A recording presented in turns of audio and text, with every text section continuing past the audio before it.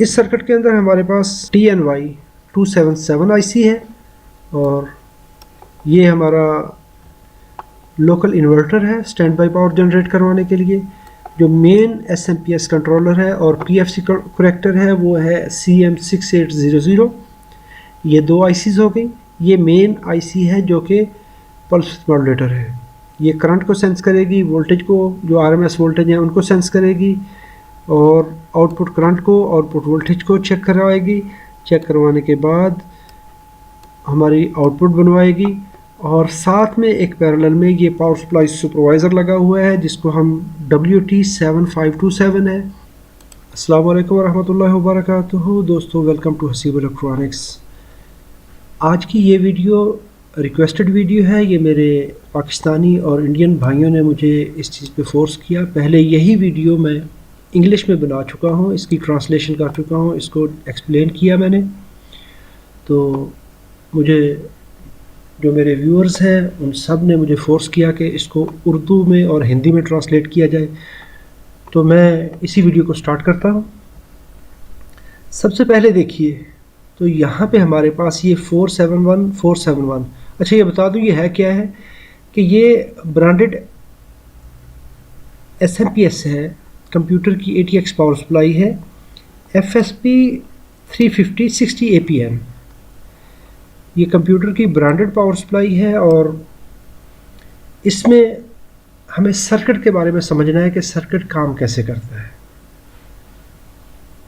If you want to watch this video in English, please go to first link in the description और go to the top right corner in the right corner area and press this bell icon, press this I button. Okay, यहाँ पे अगर हम देखें तो हमारे पास 3 wires आ रही हैं। 471 ये मेन इनपुट टर्मिनल्स हैं। यहाँ पे देखेंगे हम तो सेंटर लाइन जो है ये हमारे पास ग्राउंड की है, जिसको हम अर्थ कहते हैं। एक छोटी सी इंडक्टर कॉइल के ज़रिए इसको चेसिस के साथ ग्राउंड किया जाता है और 2 कैपेसिटर जो कि रिवर्स वोल्टेज को कंट्रोल करवाते हैं वो ग्राउंड के साथ इनको कर दिया जाता है, ताकि किसी वक्त अगर ओवर वोल्टेज किसी साइड पे आए तो वो ग्राउंड हो जाए। इससे आगे चलें तो 2 लाइनें हैं। ये नीचे की तरफ जो 2 लाइनें आ रही हैं, यहाँ पे एक रजिस्टर, कैपेसिटर और डायोड नेटवर्क बना के इसको PFC बनाया जाता है पावर फैक्टर करेक्शन के लिए। ये एक अच्छी पावर सप्लाई की निशानी है। आम पावर सप्लाईज के अंदर ये नहीं होता। इससे आगे देखें तो पावर बटन है। ये पावर बटन CPU का नहीं है, बल्कि ये पावर सप्लाई के बैक साइड पे जो लगा होता है ये वो वाला बटन है। इस स्विच को देखेंगे तो दोनों लाइनें यहाँ से फेज़ और न्यूट्रल क्रॉस हुए तो आगे चले जाएँ तो एक इंडक्टर कॉइल है, फिल्टर कॉइल है। इससे आगे निकलिए तो हमारे पास लाइन और न्यूट्रल आ जाता है। इसको देखेंगे, आगे आ जाएं तो सबसे पहले हमारे पास ये फ्यूज़ आ रहा है। ये 3.15 एम्पियर का फ्यूज़ है। इसको फ्यूज़ में से गुजारें, मेन लाइन को सीधा आगे ले आएँ तो यहाँ पे देखें तो ये एक M लिखा हुआ है, M1। ये हमारे पास वोल्टेज अरेस्टर है, MOV है। MOV से गुजरेंगे तो इसका बेसिकली ये भी फंक्शन देख लें क्या है। किसी वजह से हमारी पावर सप्लाई, अगर रेटेड पावर सप्लाई 260 वोल्ट है, 260 वोल्ट से 260 वोल्ट से 270 वोल्ट से अगर ऊपर होगी, एक इसकी रेटिंग होती है। उस रेटिंग पे जाके जो डैमेज रेटिंग सर्किट को डैमेज करने से बचाने के लिए होती है। अगर सर्किट हमारा 400 वोल्ट तक बर्दाश्त कर सकता है तो ये 400 वोल्ट पे जाके ये ब्रेक हो जाएगा। अगर हमारा सर्किट जो नेक्स्ट आगे डिज़ाइन किया गया है वो 260 वोल्ट को डिज़ाइन बर्दाश्त कर सकता है तो ये 260 पे जाके ये शॉर्ट हो जाएगा। जब ये एग्जांपल दे रहा हूँ तो हर कंपोनेंट की अपनी रेटिंग होगी जो भी यहाँ पे लगा हुआ होगा। इससे देखें तो हमारे पास ये फ्यूज़ लगा हुआ है। अगर किसी वजह से ये वोल्टेज बढ़े तो ये MOV शॉर्ट होगा। ये हमेशा इनपुट टर्मिनल पे लगा होता है, तो इसके शॉर्ट होने से हमारा ये फ्यूज़ ब्लो कर जाएगा, फ्यूज़ उड़ जाएगा। जब ये फ्यूज़ ख़त्म होगा तो हमारी सप्लाई आगे जाना बंद हो जाएगी। तो इससे क्या होगा कि हमारा सर्किट अगला महफूज हो जाएगा। इससे आगे निकलिए तो हमारे पास FL1 और ये आगे कैपेसिटर नेटवर्क है, FL2 है, CY3 है, CY4 है। ये कैपेसिटर एक वोल्टेज को गुजरने देंगे लेकिन हाई फ्रिक्वेंसी हार्मोनिक को रोकेंगे। अगर किसी वजह से, इसको EMI फ़िल्टर भी कहा जाता है, इलेक्ट्रोमैग्नेटिक इंडक्शन फ़िल्टर कहा जाता है, किसी वजह से यहाँ पे हाई फ्रिक्वेंसी, क्योंकि ये सर्किट हमारा ऑपरेटेड है 60 हर्ट्ज़ पे, 50 हर्ट्ज़ एंड 60 हर्ट्ज़ पे, किसी वजह से अगर यहाँ पे फ्रिक्वेंसी इन्फ्लुएंस करेगी तो ये उसको यहाँ से ही शॉर्ट कर देगा, उस फ्रिक्वेंसी को यहीं से ही वापस ग्राउंड कर देगा। और प्योर जो हमारा, इसको हम ये कह सकते हैं कि ये लो पास फिल्टर है, 60 हर्ट्ज़ 60 हर्ट्ज़ से ज़्यादा फ्रिक्वेंसी आगे नहीं गुजरने देगा। आगे चलिए तो FL3 है, ड्यूल लाइन फ़िल्टर है। ड्यूल लाइन फ़िल्टर हमारे सर्ज करंट से प्रोटेक्शन के लिए लगाया जाता है, क्योंकि जो हमारे कैपेसिटर आगे लगे हुए हैं, जो ही हम पावर ऑन करते हैं तो वो यकदम करंट को ड्रा करते हैं।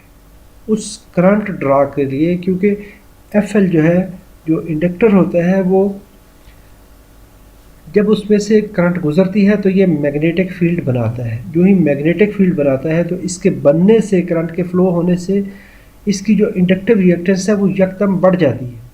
जब इंडक्टिव रिएक्टेंस बढ़ेगी, उसका मतलब ये है कि हम उसको इम्पीडेंस कह सकते हैं, उसकी रेजिस्टेंस बढ़ेगी। नॉर्मली जब रूटीन करंट होती है तो ये कोई इसको इशू नहीं है, ये अपनी रूटीन में चल रहा होता है। लेकिन यूँ ही इसमें से एक हद से ज़्यादा करंट गुजरने लगेगी तो इसका मैग्नेटिक फील्ड बिल्ड होने के बाद आगे वोल्टेज के बहाव को, करंट के बहाव को कम कर देगा। तो ये हमारा FL फ़िल्टर जो है हमारे करंट को रेगुलेट करवाएगा। इससे आगे देखें तो हमारे पास ब्रिज रेक्टिफायर आ जाता है। इसके ऊपर वाले 2 टर्मिनल, नीचे वाले 2 टर्मिनल, यहाँ पे हम AC देंगे। तो अगर हम 4-in-1 पैक है तो पैकेज की सूरत में है तो सेंटर वाले 2 पॉइंट उसके AC के होंगे, और साइड वाले लेफ़्ट साइड पे अगर उसकी राइटिंग को सामने रखें तो लेफ़्ट साइड पे जो है वो पॉजिटिव आएगा और राइट साइड पे नेगेटिव आएगा। तो ये हमारा, अगर इससे नीचे देखें नेगेटिव टर्मिनल को तो एक R लगी हुई है, रजिस्टर लगी हुई है। ये रजिस्टर है करंट लिमिटिंग रजिस्टर है। ये इसको सेंसर भी बोल सकते हैं। ये करंट सेंसर है। जो DC वोल्टेज यहाँ पे हमने बनाए इस ब्रिज रेक्टिफायर ने, उनको ये सेंस करवाएगा। ये सेंसर है, जब इसकी स्विचिंग करवाएगा, इस सर्किट को एक्टिवेट करवाएगा तो इसको हम वहाँ पे देखेंगे। अगर साथ ही देखिए तो पैरेलल में ये एक B1 लगा हुआ है और ये भी साथ मिलकर इस वोल्टेज अरेस्टनर के साथ सीरीज़ में आ जाता है कि किसी वजह से अगर यहाँ से कोई भी रिपल आएगी तो यहाँ से ये उसको शॉर्ट करवा देगा। ओवर वोल्टेज की सूरत में यहाँ पे हर हाल में फ्रीक्वेंसी और वोल्टेज स्टेबल चाहिए। नेक्स्ट आगे देखिए तो हमारे पास ये रिपल रिमूवर है। 0.68 माइक्रोफैरड का कैपेसिटर लगा हुआ है। ये जो DC की रिपल्स हैं उनको जो रिमूव करेगा। इससे आगे देखिए तो ये 2 रजिस्टर R2A हैं और R2B हैं। ये 2.4 मेगा की रजिस्टर है, सीरीज़ में लगी हुई है। इनको हम बाद में डिस्कस करेंगे। R7 को भी बाद में डिस्कस करेंगे। अभी फ़िलहाल हम आगे चलते हैं। इससे आगे देखिए तो एक कॉइल है और इंडक्टर लगा हुआ है छोटा सा, और साथ में ऊपर देखिए तो 5408 रिवर्स प्रोटेक्शन लगा हुआ है डायोड। तो इसमें से यहाँ पे देखें तो ये फॉरवर्ड कंडीशन में है, यहाँ से वोल्टेज गुजरेंगे और यहाँ पे एक हमारे पास थर्मिस्टर लगा हुआ है। इससे गुजरने के बाद ये वोल्टेज इस कैपेसिटर को चार्ज करवा देंगे। और साथ में अगर देखें तो पैरेलल पाथ ही ये भी है।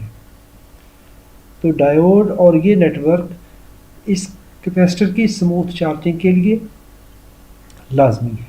इससे आगे चलिए, यहाँ पे देखें तो ये R4A, R4B, R4C, इन 3 रजिस्टर का काम भी हम बाद में देखेंगे कि ये 3 किस लिए लगे हुए हैं, क्योंकि अभी हमने ये सर्किट डिस्कस नहीं किया, इसको हम बाद में डिस्कस करेंगे।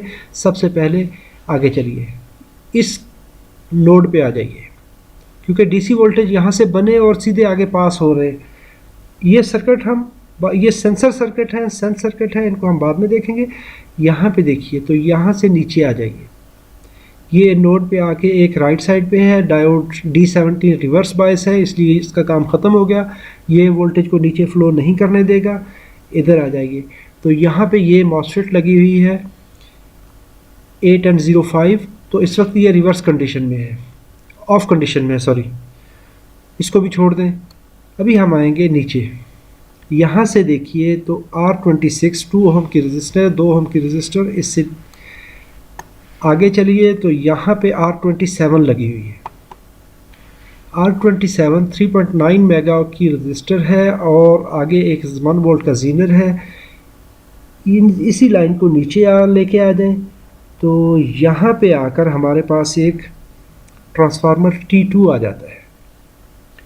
T2 ट्रांसफार्मर अगर देखें तो जो वोल्टेज हम पॉजिटिव 330 वोल्ट लेके आ रहे थे, वो वोल्टेज हमारे इस आईसी की पिन नंबर 4 पे पहुंच गए। कोई भी एसएमपीएस सर्किट होगा, कोई भी पावर सप्लाई होगी जो कंप्यूटर की ATX है, उसका एक तो इनपुट फिल्टर सर्किट होगा, उसके बाद उसकी DC बस होगी जिसमें ये ब्रिज और ये रेक्टिफायर आते हैं, फिर उसके अंदर आती है एक स्टैंड बाई पावर सप्लाई। इसमें दो तरह की पावर सप्लाई हैं। ATX के अंदर हमेशा मैक्सिमम जो टेक्नोलॉजीज़ यूज़ हो रही हैं उनके अंदर दो तरह की पावर सप्लाईज होती हैं। एक को कहा जाता है स्टैंड बाई पावर सप्लाई और एक को कहा जाता है मेन पावर सप्लाई। तो स्टैंड बाई पावर सप्लाई क्या करती है कि ये पावर सप्लाई कंप्यूटर को नहीं जाती, ये पावर सप्लाई तैयार होकर मेन सप्लाई को ऑन करवाने के काम आती है और जितने भी कंपोनेंट मेन सप्लाई बनाने के काम आते हैं उनको ये पावर अप करती है। दोबारा सुने, स्टैंड बाई पावर सप्लाई, क्योंकि मेन पावर सप्लाई हमारी जो ही वो ऑन होगी तो फिर तो मदरबोर्ड को और कंप्यूटर को, CPU को फुल पावर चली जाएगी, लेकिन उसको कंट्रोल करवाने के लिए और जितने कंपोनेंट लगे हुए हैं उनको एक्टिवेट करवाने के लिए हमारे पास एक स्टैंड बाई पावर सप्लाई है। तो इसके लिए यहाँ पे अगर देखें हम तो हमारे पास लगा हुआ है IC TNY277PN, ये IC लगी हुई है। जो हम वोल्टेज ऊपर से 330 वोल्ट मेन कैपेसिटर से लेके आए थे, ये देखिए दोबारा मैं आपको क्लियर करता हूँ, ये हमारा है मेन कैपेसिटर। यहाँ पे इस कैपेसिटर से वोल्टेज आए यहाँ नीचे और ये देखिए सीधे हमने यहाँ पे पहुँचा दिए। जब इस ट्रांसफार्मर पे आए, इस ट्रांसफार्मर से गुज़रने के बाद ये डायोड हमारा रिवर्स बायस है, क्योंकि जीनर लगा हुआ है, ये जीनर एक लेवल पे वोल्टेज को एडजस्ट करवाएगा। तो P6K E200 ये एक जीनर है। यहाँ पे हमारे पास TNY277PN ये स्टैंड अलोन इन्वर्टर है। ये इन्वर्टर है, इन्वर्टर IC है TNY। तो इसको देखें तो इसकी 5, 6, 7, 8 पिनें ग्राउंड है, सोर्स है और ड्रेन पिन नंबर 4 है। इसके अंदर बिल्ट इन मॉसफेट है और बिल्ट इन इसका ऑसिलेटर है। तो ये क्या करेगा कि ये जो ही पावर इसको अवेलेबल हुई, ग्राउंड हमारा जो है ये देखें तो S जो है सोर्स ये इस ग्राउंड के साथ कनेक्टेड है। जब ये यहाँ पे कनेक्टेड है यहाँ पे, तो क्या करेगा, ये स्विचिंग करवाएगी। जो ही पहली पल्स स्विच करेगी, फर्स्ट पल्स के स्विच होने से दो काम होंगे। इसमें करंट फ्लो करेगी, क्योंकि यहाँ से ग्राउंड है तो ये एज अ स्विच काम कर रही है। तो ये क्या हुआ, इसमें करंट फ्लो करेगी। जब करंट फ्लो करेगी तो इसके करंट फ्लो होने से सेकेंडरी में वोल्टेज इंड्यूस होंगे। ये इंड्यूस वोल्टेज एक साइड पे इसका लोकल ग्राउंड बनाया हुआ है, E जिसको कहा गया है, और दूसरा देखें तो ये आगे हमने D8 देखना है। D8 एक शॉर्ट की डायोड है जो कि रेक्टिफायर है। इससे आगे देखें तो ये पॉजिटिव एंड यहाँ से मिलेगा। अभी हम यहीं पे देखते हैं हमें क्या हुआ कि ग्राउंड मिल गया, इसका लोकल ग्राउंड जो E के नाम से बताया गया है, और यहाँ पे देखें तो R32 लगी हुई है, R31 लगी हुई है। R31 से वोल्टेज होके इसकी पिन नंबर 1 पे 5 वोल्ट चले जाएंगे और साथ ही L2 इंडक्टर है, वहाँ से गुजरने के बाद जो रिपल्स और ये वोल्टेज लेवल है ये 431 इंटेलिजेंट ज़ीनर इस वोल्टेज डिवाइडर नेटवर्क और रेफरेंस सर्किट के साथ एक वोल्टेज लेवल जनरेट करेगा। अगर ये सप्लाई अपने लेवल पे पूरी है, जितने 5 वोल्ट चाहिए, अगर ये वोल्टेज पूरे हैं 5 वोल्ट, तो क्या करेगा, पिन नंबर 3 से आउटपुट देगा और ये ऑप्टो कपलर IC8 PC817 की पिन नंबर 2 पे चला जाएगा। जब ये IC पिन नंबर 2 पे गई, वोल्टेज यहाँ पे आए, तो ये डायोड, इसका इंटरनल डायोड ऑपरेट होगा। तो क्या होगा, हमारा ये ट्रांजिस्टर कंडक्ट कर जाएगा। इस ऑप्टो कपलर की पिन 3 और 4 इसका ट्रांजिस्टर एज अ स्विच काम करेगा। तो जब ये स्विच काम करेगा तो जो हमारा ये ग्राउंड है, ये जो हमारा ग्राउंड लेवल है, इसको देखें तो ये पिन 3 और 4 से ऊपर जाएगा। पिन 3 और 4 से अगर आप देखें तो क्या करेगा, ये ग्राउंड कनेक्ट होगा कहाँ पे जाकर, पिन नंबर 1 पे। तो जो हमने ऊपर से 330 वोल्ट R27 और ZD9 के हिसाब से हमने रेगुलेट करवा के वोल्टेज 1 वोल्ट दिया था, इस पिन ने IC8 ने क्या किया, उस लेवल को रेगुलेट करवा दिया और इसको इंश्योर करवा दिया।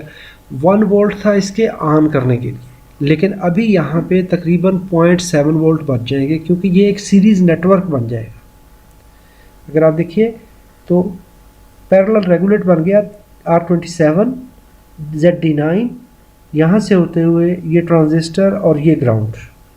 तो दैट मीन्स कि हमारा एक ये सीरीज़ नेटवर्क बन गया इस वोल्टेज लेवल पे। तो यहाँ पे हमें तकरीबन 0.7 वोल्ट 0.8 वोल्ट मिलेंगे। तो इस IC को इंश्योर हो जाएगा कि नेक्स्ट सर्किट ठीक है और आउटपुट आगे मिलना शुरू हो गई है। तो इसकी एक्सिलरी वाइंडिंग देखें, T2 की एक्सिलरी वाइंडिंग, एक एंड ग्राउंड है, दूसरे एंड से हमें कुछ वोल्टेज बनेंगे। वो वोल्टेज R30 से होते हुए 2.4 ओम की रजिस्टर है करंट रेगुलेटर, उससे आगे देखें तो D6 है। इस डायोड से वोल्टेज बनेंगे, आगे जाएंगे, जितने भी वोल्टेज होंगे। यहाँ पे एक ज़ीनर लगा हुआ है 16 वोल्ट का, और ये एक कैपेसिटर है और एक पैरेलल शंट रजिस्टर है। ये क्या करेगी कि यहाँ पे ये नेटवर्क 16 वोल्ट हमारे 16 वोल्ट बनेंगे, और ये 33K की रजिस्टर और ये एक नेटवर्क के ज़रिए C14 R36 ये नेटवर्क इस IC की चिप पावर को इनेबल करवा देगा। पिन नंबर 2 पे ये वोल्टेज पहुंच जाएंगे। इन्हीं वोल्टेज को ऊपर लेके चलें, जो 16 वोल्ट हमने इस ट्रांसफार्मर की वाइंडिंग से निकाले, एक तो हमने इस IC को दे दिए। इससे आगे चलें तो ये एक Q11 ट्रांजिस्टर है, इसके कलेक्टर पे चले गए। आगे कैपेसिटर है तो ये वोल्टेज आगे पास नहीं होंगे। ये अभी ट्रांजिस्टर ऑफ है, इसको छोड़ दें। इससे ऊपर चले जाएं तो यही 16 वोल्ट आ जाएं तो A733 Q4 ट्रांजिस्टर है, इस पे भी आके देखें तो ये वोल्टेज इस पे आके रुक गए। और नेक्स्ट सर्किट देखें तो इसका बेस किसी और जगह से कंट्रोल हो रहा है, उसको अभी हम देखेंगे। तो ये वोल्टेज यहाँ पे पिन नंबर 1 पे एमीटर पे आके ये वोल्टेज रुक गए। इससे ऊपर चले तो यहाँ पे सेम कंडीशन है, इसके कलेक्टर पे वोल्टेज पहुँच गए, लेकिन ये काम नहीं करेगा क्योंकि इसका बेस भी किसी और जगह से कंट्रोल हो रहा है। अभी हम चलते हैं इस सर्किट को नीचे लेकर। यहाँ पे देखिए तो एक तो वोल्टेज हमें मिल गया 5 वोल्ट SB, ये है स्टैंड बाई वोल्टेज है। ये चले जाएंगे हमारे CPU को। CPU को जब ये वोल्टेज पहुँचे तो CPU ने क्या किया, अपने प्रोसेसर को रीसेट कर दिया, रैम को रीसेट कर दिया, तमाम सर्किट उसने इनिशियलाइज कर दिए। तो हमारा CPU पावर ऑन होने के लिए तैयार हो जाएगा, मदरबोर्ड हमारे इंटरलॉक करवाने के लिए रेडी हो जाएगा। इसी से आगे चलें तो यहाँ पे ये वोल्टेज इस जगह पे आ गए। जब इस जगह पे आ गए तो यहाँ पे हमारे पास एक ये R59 और ये ट्रांजिस्टर है। इसको अगर देखेंगे तो ये 5 वोल्ट और ये इसका सेल्फ बायस रजिस्टर है कि ये वोल्टेज आएंगे तो ये गुजर जाएंगे। जब गुजरेंगे इस स्विच से तो इस IC10 की पिन नंबर 1 पे, ऑप्टो कपलर की पिन नंबर 1 पे ये वोल्टेज 5 वोल्ट पहुंच जाएंगे। आगे चलिए, ये 5 नहीं होंगे, तकरीबन ये 1 वोल्ट के करीब होता है। और इस IC की पिन नंबर 2 किसी और जगह से कंट्रोल होती है, उसको भी हम देखते हैं कि वो कहाँ से कंट्रोल होती है। इसको हमने 1 नंबर पिन पे हमने वोल्टेज, पॉजिटिव वोल्टेज पहुंचा दिए। आगे चलिए, तो यही positive voltage forward bias diode से होते हुए C38 पे चार्ज हो जाएंगे। यही वोल्टेज अगर देखें तो R62 रजिस्टर के ज़रिए होती 3300 हम रजिस्टर के होते हुए ये देखें तो पिन नंबर 15 पे आ गए। जो वोल्टेज हमने स्टैंड बाई पावर से बनाए थे वो यहाँ से होते हुए हमारी इस IC जो पावर मॉनिटर IC है, पावर सप्लाई सुपरवाइज़र, ये 7527, ये पावर सप्लाई सुपरवाइज़र है। जितनी भी हमारी पावर सप्लाईज बनेगी इस ATX पावर के अंदर, ये उनको मॉनिटर करेगा। किसी पावर सप्लाई को लिमिट से अगर ऊपर गई तो इस ATX को ऑफ करवा देगा। इसको हमने VCC पहुंचा दी यहाँ पे। आगे चलिए, अभी ये है थोड़ा सा खुश्क सब्जेक्ट है, थोड़ा सा दिमाग चाटने वाला है, लेकिन क्या करें। ये मुझे स्पेशल मेरे दोस्तों ने, मेरे भाइयों ने मुझे कहा है कि सर इसको आप ट्रांसलेट करें, तो मैं आपको ये कर रहा हूँ और सुनना तो पड़ेगा आपको। आगे चलिए, हमने ये सप्लाई बनाई, ये सर्किट हमने डिस्कस कर लिया। ये रेफरेंस रेगुलेटर है जो कि हमारे इसको फीडबैक को इंश्योर करवाएगा। जब भी आप पावर सप्लाई रिपेयर करने लगते हैं तो सबसे पहले 5 वोल्ट SB जो स्टैंड बाई वोल्टेज है इसको चेक करिए। अगर आपकी पावर सप्लाई टोटली डेड है, काम नहीं करती, तो सबसे पहले यहाँ पे आके जो J15 है, यहाँ पे आके आपने चेक करना है कि अगर यहाँ पे वोल्टेज हैं तो इससे आगे आप काम करेंगे, अदरवाइज़ आपने इस सर्किट को ट्रबल शूट करना है। ये पावर सप्लाई नहीं बन रही तो मोस्ट ऑफ द टाइम ये IC TNY प्रॉब्लमेटिक हो सकती है, इसका ये शॉर्ट हो सकता है। चलिए जी, अभी हमारी सप्लाई ऑन होने के लिए तैयार होगी। किसी ने आकर उस CPU के पावर ऑन बटन को प्रेस कर दिया। जो CPU पे पावर ऑन का बटन है, तो ये 5 वोल्ट SB इंटरलॉक होने के बाद मदरबोर्ड से यहाँ पे आ जाएंगे। ये पहले यहाँ पे 5 वोल्ट आ रहे होते हैं डायरेक्टली, ये मदरबोर्ड के ज़रिए रूट होकर यहाँ पे आ रहे होते हैं। किसी ने आकर उसको ऑन किया तो ये 5 वोल्ट की बजाय CPU इनको 0 लेवल पे कनेक्ट करवा देगा, ग्राउंड लेवल पे कनेक्ट करवा देगा। तो ये ग्राउंड जब पिन नंबर 4 को मिलेगा इस IC को, इसको कहते हैं power supply on B, PS on B। जब ये PS ऑन B का सिग्नल आएगा तो ये आया मदरबोर्ड से और इसने एक सिग्नल फिर से जनरेट किया FPOB। कब जनरेट करेगी? जब इसको VCC मिली। अगर इस IC को VCC नहीं मिल रहा है, इसकी पिन नंबर 15 और पिन नंबर 2 पे वोल्टेज चेक करें। अगर ये वोल्टेज आपको नहीं मिलते, अगर आपके पास 7527 IC है तो इसकी पिन 15 और 2 पे चेक करें। ये सेम वैसा ही काम करती है जैसे कई पावर सप्लाईज के अंदर AT2003 या 2005 IC लगी होती हैं, सेम इसका वो फंक्शन है।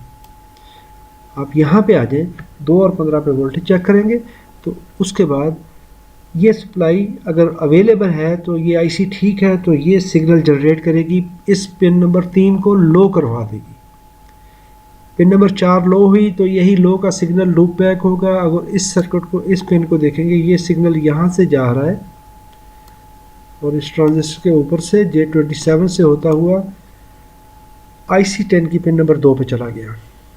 अभी यहाँ पे 2 काम हुए। पिन नंबर 1 को तो हमने 5 वोल्ट अप्लाई करवा दिए ये वाले, तो पिन नंबर 2 जब किसी ने CPU का बटन ऑन किया तो पिन नंबर 2 पे ग्राउंड आएगा। जब ये ग्राउंड आएगा तो ये ग्राउंड चूँकि आइसोलेटर है तो आइसोलेटर से 3 और 4 से देखेंगे तो ये सिग्नल हमारा इस ट्रांजिस्टर की बेस पे चला जाएगा। तो ये इसका बेस बायसिंग नेटवर्क है।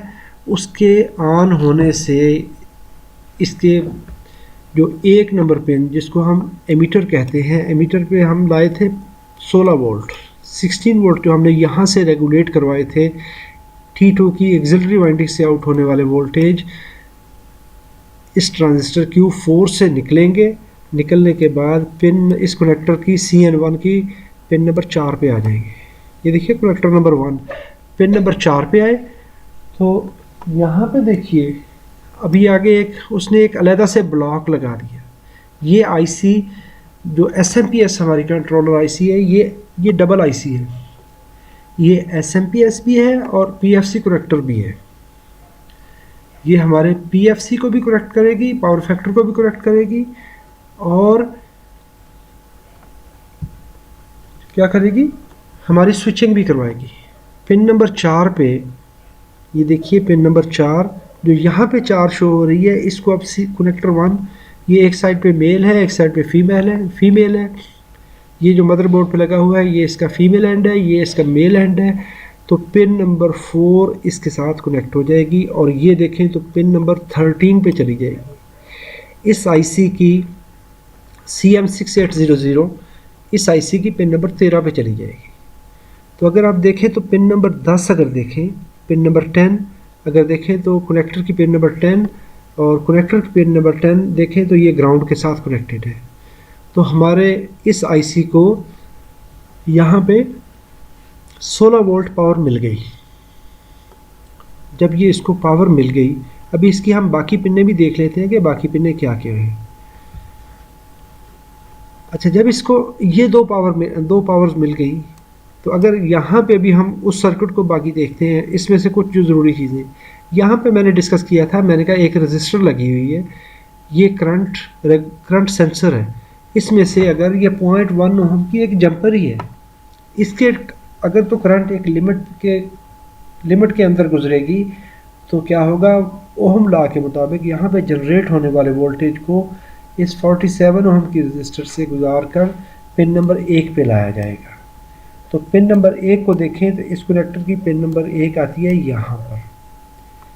इस पिन नंबर 1 को अगर आप देखेंगे तो ये 2 डायोड हैं D1 D2, ये एक वोल्टेज रेफरेंस है और इससे गुजारेंगे तो पिन नंबर 3 पे आ जाएंगे इस आईसी की। जब पिन नंबर 3 पे पहुंचेंगे तो ये इसकी करंट सेंसर है जिसको आई सेंस कहा जाता है। ये हमारे SMPS को क्या करेगी, कंट्रोल करवाएगी। अगर किसी वजह से शॉर्ट सर्किट है, जब शॉर्ट सर्किट होगा तो यहाँ पे ये करंट फ्लो ज़्यादा करवाएगी। जो ही करंट फ्लो ज़्यादा होगी, कोई भी हमारा कंपोनेंट शॉर्ट है तो चूँकि इसने ग्राउंड लाइन को सबको इस रजिस्टर के ज़रिए ग्राउंड किया है, तो हमारा कोई भी कंपोनेंट शॉर्ट सर्किट होगा। ये FET शॉर्ट है तो ये SMPS काम नहीं करेगी। कैपेसिटर शॉर्ट है, SMPS काम नहीं करेगी। कोई भी डायोड, कोई भी पैरेलल में कोई कंपोनेंट शॉर्ट है तो ये पावर सप्लाई को ऑन नहीं होने देगी। प्राइमरी हमारी पावर ऑन हो जाएगी लेकिन सेकेंडरी पावर जो मेन पावर है वो ऑन नहीं होगी। ये एक बहुत बड़ा सबब है। अगर कोई भी कंपोनेंट, ये मॉसफेट जो पावर डिवाइसेस हैं, ये मॉसफेट है, ये रिवर्स प्रोटेक्शन डायोड है, अगर ये शॉर्ट हो गया, कोई भी कंपोनेंट हमारा शॉर्ट हुआ तो क्या होगा, यहाँ पे करंट फ्लो ज़्यादा होगी। सपोज़ हम कहते हैं कि जी हमारा ये FET शॉर्ट है। अगर ये FET शॉर्ट है तो क्या करेगा, ये वोल्टेज देगा। ये डायोड भी हमारा डैमेज हो जाता है तो क्या करेगा, ये ज़्यादा करंट ड्रा करेगा। जब ये ज़्यादा करंट ड्रा करेगा तो ये एक्चुअल अगर आप देखें तो इस सर्किट को इसके ज़रिए करंट लेगा तो क्या करेगा, ये इसको ऑफ रखवाएगा। नेक्स्ट हमारा देखिए सर्किट, तो R2A R2B ये एक दो 4.8 मेगा की रजिस्टर बनती हैं। ये पिन नंबर 3 पे चले जाइए। पिन नंबर 3 को देखेंगे तो ये लेफ्ट मोस्ट पिन है। इसको देखेंगे तो R1 और ये C1 है। तो ये वोल्टेज एक नेटवर्क के ज़रिए पिन नंबर 4 पे आ जाएंगे। ये हमारा आप कह लें कि मल्टीमीटर है, ये वोल्टेज लेवल सेंसर है। ये यूनिवर्सल पावर सप्लाई को का काम करती है कि इसमें अगर आपने 110 दिए तो भी ये काम करेगा, अगर 80 वोल्ट आए हैं, 80 वोल्ट आए हैं, तब भी ये काम करेगा। अगर ये 270 वोल्ट आए हैं तो भी ये सेम फंक्शन करेगी, आपकी आउटपुट रेगुलेट रहेगी। आपकी इनपुट वेरिएशन की वजह से आपके मदरबोर्ड को डैमेज नहीं होने देगी। ये इंटेलिजेंट रेगुलेटर भी है। तो क्या होगा, करंट भी सेंस हो गई, वोल्टेज भी सेंस हो गई।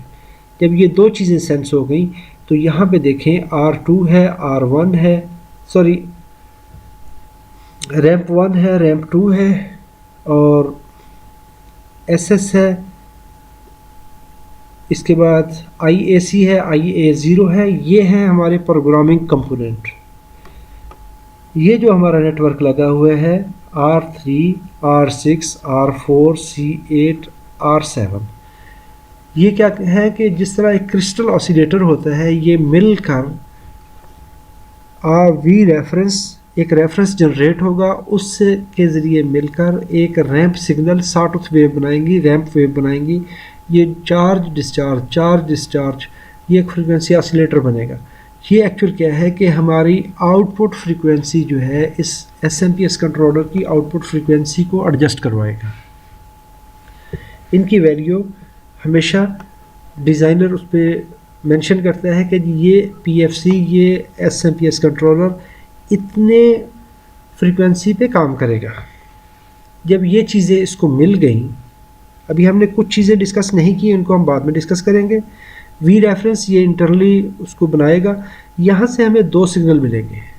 जब हमने किसी ने CPU को ऑन किया तो इस ट्रांजिस्टर ने कंडक्ट करवा कर और स्विच करवा कर ये वोल्टेज पिन नंबर 4 पे पहुँचाए तो ये IC एक्टिव होगी। एक्टिव होने के बाद इसने करंट मेजर की, वोल्टेज सेंस किए और वोल्टेज रेफरेंस बना। रेफरेंस ने एक फ्रीक्वेंसी बनाना शुरू कर दी। तो दो तरह के सिग्नल हमें मिलेंगे, पिन नंबर 12 और पिन नंबर 11 से। अभी हम लेते हैं, एक है PFC आउट और एक PWM आउट है। ये दोनों सिग्नल हम PWM आउट और PFC आउट इन दोनों को ऊपर उठाएं तो ये आ जाते हैं पिन 5 और 6 पे। Pin number 5 and pin number 6, ये पिन नंबर 5 है। यहाँ पे देखें तो पिन नंबर 5 ने क्या किया, इस ट्रांजिस्टर को आके कंडक्ट करवाया। ये दो पुश पुल स्टेज में लगे हुए हैं। इसको देखें तो पैरेलल स्टेज में यहाँ पे हमने पॉजिटिव वोल्टेज दिए और साथ में एक कैपेसिटर है। ये आपस में मिलकर स्विचिंग करवाएंगे और ये स्विचिंग हमारी इस C46 और ये जो हमारा पैरेलल डायोड लगा हुआ है इसके ज़रिए होकर ये हमारा एक T3 ट्रांसफार्मर है, सिग्नल ट्रांसफार्मर है। ये सिग्नल यहाँ पे ग्राउंड के ज़रिए स्विच होगा। जब ये सिग्नल यहाँ पे करंट फ्लो होगी तो इसके फ्लो होने से हमारी देखें तो प्राइमरी साइड सेंटर टेप है। सेंटर टेप सिग्नल क्या करेगा, यहाँ पे देखिए तो R79 10 ओम की रजिस्टर है और इस FET के बेस पर क्या गेट पर कंडक्शन सिग्नल देगा तो ये FET काम करेगी। जब ये FET काम करेगी तो इसके ये ग्राउंड लेवल को ऊपर उठाएं, इसमें से गुजारें, राइट साइड पे जाएं, इस ट्रांसफार्मर की वाइंडिंग से गुजरें और यहाँ तक ले आएं। क्योंकि ये ग्राउंड वोल्टेज है, अभी ये डायोड नीचे भी ग्राउंड है, ऊपर भी ग्राउंड है, तो ये डायोड इस वक्त काम नहीं करेगा। इसको इधर ले आएँ तो यहाँ पे देखें, इसको नीचे लेके आए तो उसी ट्रांसफार्मर की सेकेंडरी पे आ जाते हैं। तो ये जो हमारा इस सिग्नल की वजह से यहाँ पे जो वोल्टेज इंडक्शन होगी उसका एक एंड तो ग्राउंड हो गया और दूसरा एंड इस FET को कंडक्ट करवाएगा। ये एक स्मार्ट टेक्नोलॉजी है कि उसने यहाँ से देखें तो नेगेटिव वोल्टेज जो हमारा ग्राउंड लेवल है उसको स्विच करवा के यहाँ पे ले आया और सेम टाइम उसने दो सीरीज स्विच, आप कह सकते हैं कि दो सीरीज स्विच लग गए आपके पावर सप्लाई के अंदर।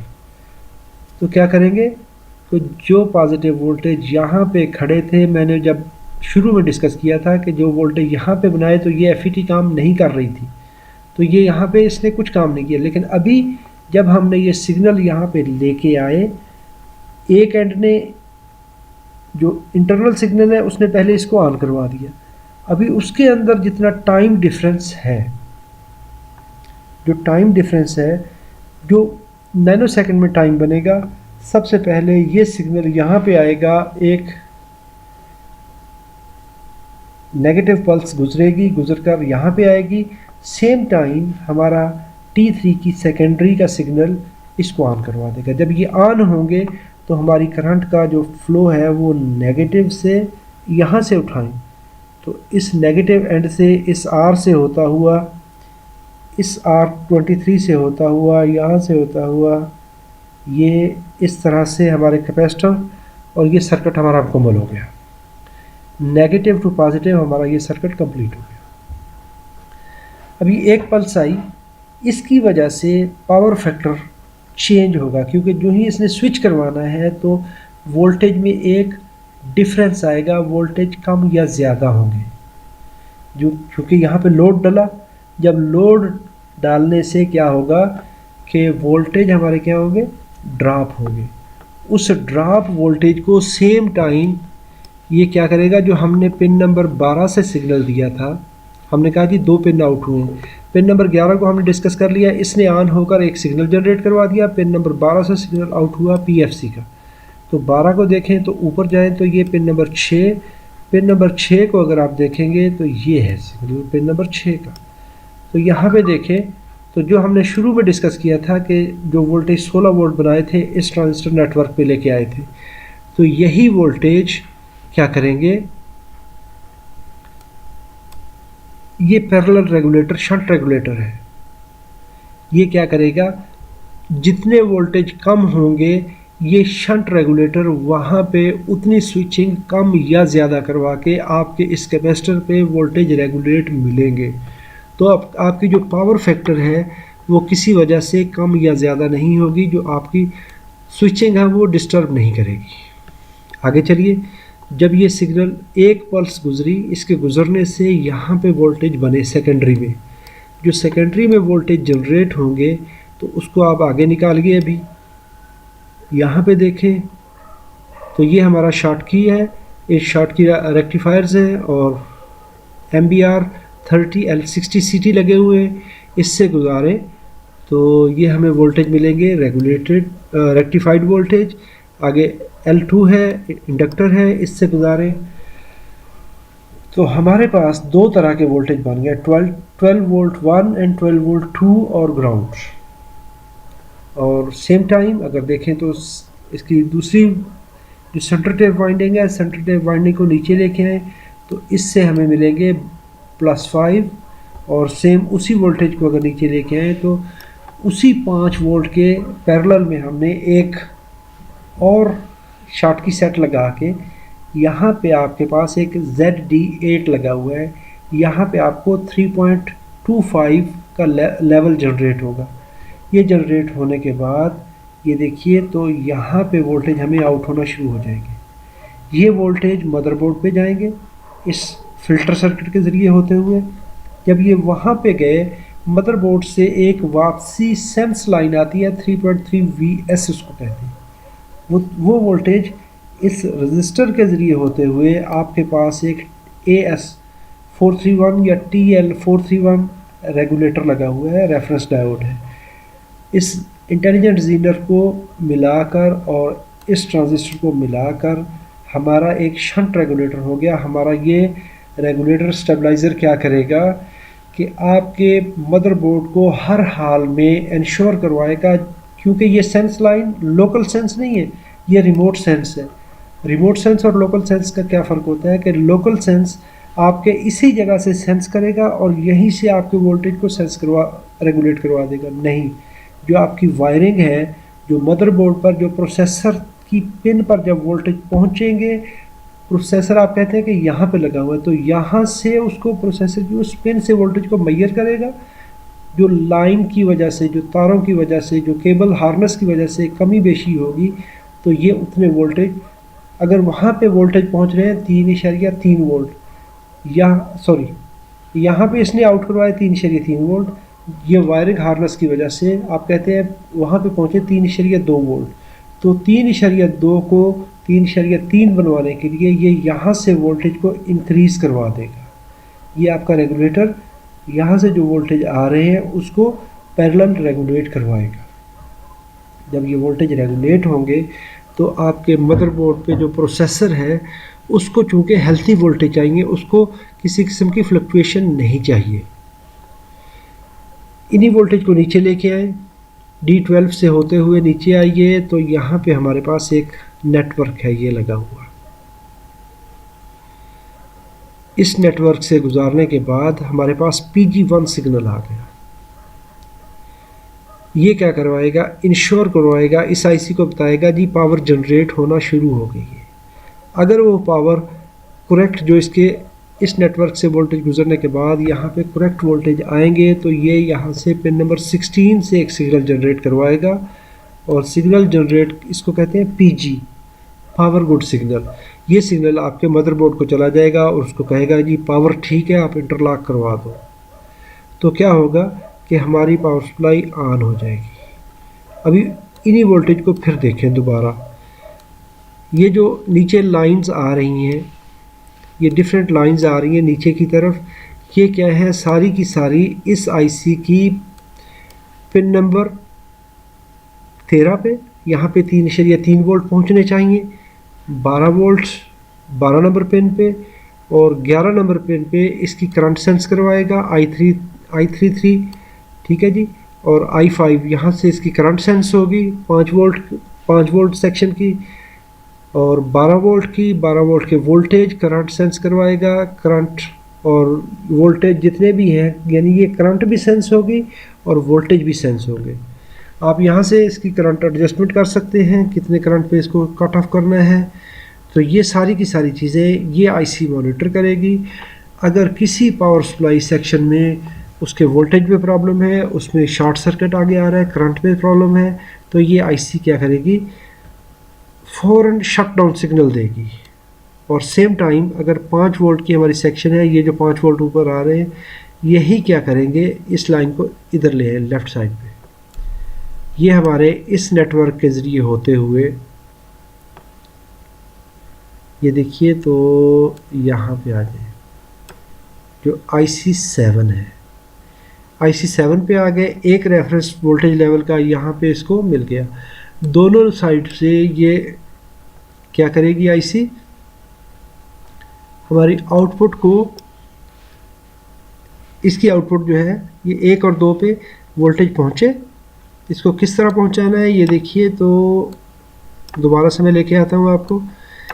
जो 5 वोल्ट ऊपर जनरेट हुए यहाँ पे टॉप से, ये देखिए ये 5 वोल्ट सेक्शन है हमारी, ये 5 वोल्ट को नीचे लेके आए। जो लेफ़्ट वाली लाइन आ रही है इसको नीचे लेके आइए। यहाँ पे J14 जंपर है, इससे नीचे आ जाइए तो यहाँ पे आ जाए आप। ये वोल्टेज हमारे जो ये आ रहे हैं ये R68 के ज़रिए होते हुए इस नेटवर्क पे, ये हमारा एक वोल्टेज रेफरेंस है। इससे गुज़रने के बाद हमारे इस IC7 पे आ गए और साथ में हमारे पास जी एग्जैक्टली यही, और साथ में हमारे पास पॉजिटिव वोल्टेज का ये जो रेफरेंस हमने दिया था, ये रेफरेंस IC7 पे आ गया।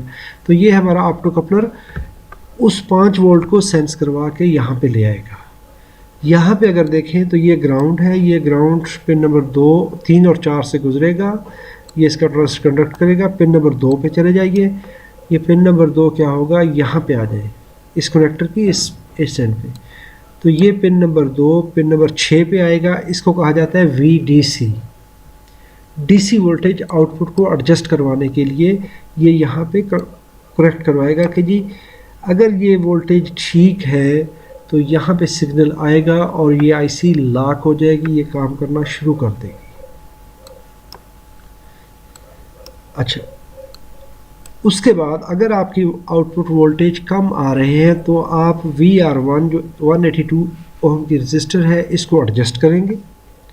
तो आप एक लिमिटेड हद तक आउटपुट वोल्टेज को एडजस्ट कर सकते हैं, ये पॉइंट्स के अंदर आप एडजस्ट करेंगे। अच्छा, ये आईसी इसके साथ जब कोई भी पावर सप्लाई, ये तो है हमारा फीडबैक सर्किट, अगर कोई पावर सप्लाई अपनी लिमिट से ज़्यादा जाती है तो ये फ़ौरन VX सिग्नल आउट करेगी पिन नंबर 9 से। अगर कोई भी पावर सप्लाई अपनी लिमिट से आउट गई, ऊपर गई, क्योंकि अंडर लिमिट अंडर वोल्टेज का कोई मसला नहीं, लेकिन ओवर वोल्टेज होने की सूरत में ये पिन नंबर 9 से सिग्नल जाएगा और साथ में क्या करेगा, ये देखिए, तो पिन नंबर इस रजिस्टर पे जाएगा और साथ में क्या कराएगा, IC10 को कंट्रोल करवाएगा। और ओवर वोल्टेज होने की सूरत में जो आपकी FPOB सिग्नल है ये डिसकंटिन्यू होगा और FPOB सिग्नल आके हमारी IC10 जो है इसकी बाइसिंग को कट करवा देगा। इसका ग्राउंड लाइन डिस्कनेक्ट होगा। डिस्कनेक्ट होने से जो इसको ये बाइसिंग लेवल जा रहा था Q4 को, ये ऑफ हो जाएगा। तो जो 16 वोल्ट, ये एक स्विच है, आप एक इसको कह सकते हैं कि एक रिले है। जो वोल्टेज आपने इस पावर सप्लाई से बनाए थे वो वोल्टेज आगे जाना बंद हो जाएंगे, पिन नंबर 4 पे नहीं गुजरेंगे। पिन नंबर 4 पे जब आपने पिन नंबर 4 से गुजार के वोल्टेज पिन नंबर 13 पे लेके आए तो VCC इसकी ऑफ हो गई। जब VCC ऑफ हुई तो इस IC का काम ख़त्म हो गया, तो स्विचिंग उसी वक्त ऑफ हो जाएगी। अभी इसके अंदर जब आपकी पावर सप्लाई ऑन हो गई तो 12 वोल्ट सेक्शन जो 12V2 है वो यहाँ पे आ जाएंगे 12 वोल्ट। ग्राउंड यहाँ है, 12 वोल्ट ये है। यहाँ पे 2 थायरिस्टर लगे हुए हैं, तो ये थायरिस्टर नहीं, थर्मल रजिस्टर लगे हुए हैं। TH2 TH2A ये 2 लगे हुए हैं। ये क्या करेंगे, इस रजिस्टर की थ्रू होते हुए 68K के रजिस्टर से होते हुए क्या करेंगे, इस ट्रांजिस्टर की बेस बाइसिंग को चेंज करेंगे।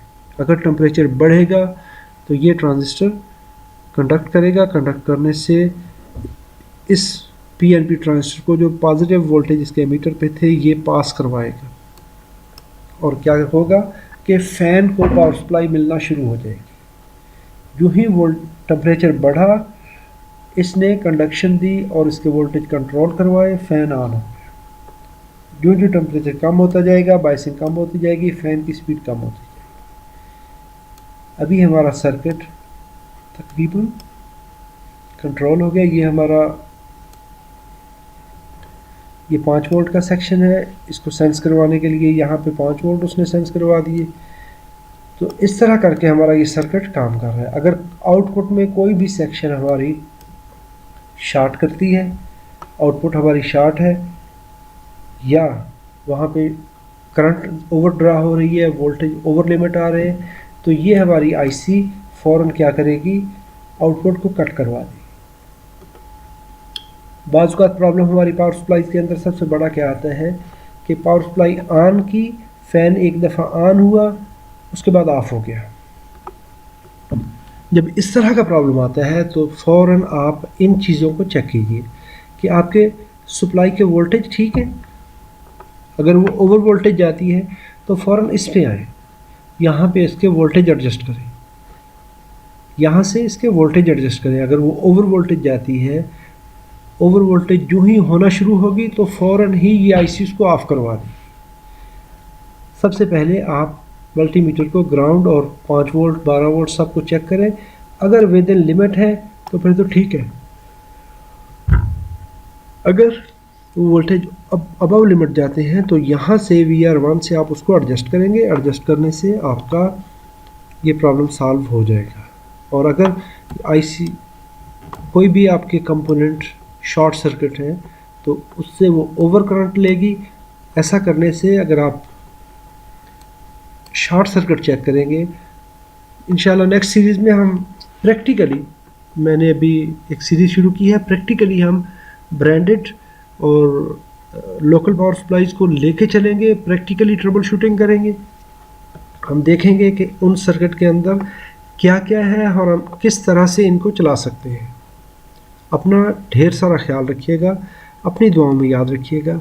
अगर आपका किसी किस्म का सवाल हो तो आप मुझसे मेरे व्हाट्सअप नंबर पे भी मैसेज कर सकते हैं। आपको किसी IC में प्रॉब्लम आ रही है, उसकी IC के टेस्ट में प्रॉब्लम आ रही है, तो अगर मेरे पास टाइम होगा तो मैं लाजमी रिप्लाई करूँगा। कमेंट मुझे बाज़ औक़ात, मेरे पास एक बहुत ज़्यादा लंबी सीरीज़ होती है कमेंट्स की, मुझे पढ़ते पढ़ते देर लग जाती है। लेकिन अगर आपको कोई टेक्निकल इशू हो टेक्निकल इशू हो तो मेरे दोनों व्हाट्सएप नंबर मेरे होम स्क्रीन पे मौजूद हैं, आप वहाँ पे मुझसे रब्ता कर सकते हैं।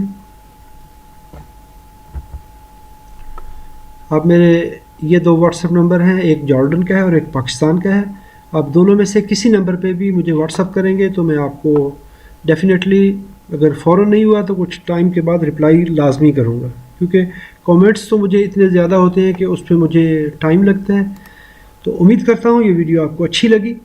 अगर वीडियो आपको अच्छी लगी है तो जी चाहे तो लाइक कर लें, अगर आप मेरी फ्यूचर वीडियोस देखना चाहते हैं तो सब्सक्राइब कर लीजिए, बेल आइकॉन बटन प्रेस कर लें अगर आपने मेरी फ्यूचर वीडियो देखनी है।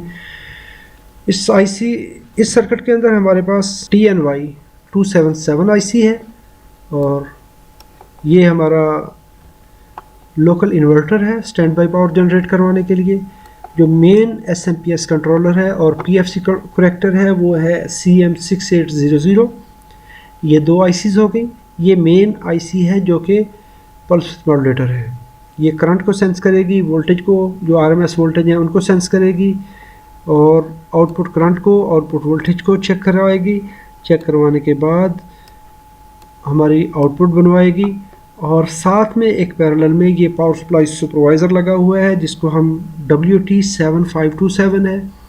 ये आपकी आउटपुट पावर सप्लाई जो पावर आउट हो रही है ATX पावर सप्लाई से, उसके वोल्टेज को और करंट को सभी को मॉनिटर करवाएगी और आखिर पे FPOB सिग्नल जनरेट करवाएगी अगर हर चीज़ ठीक है।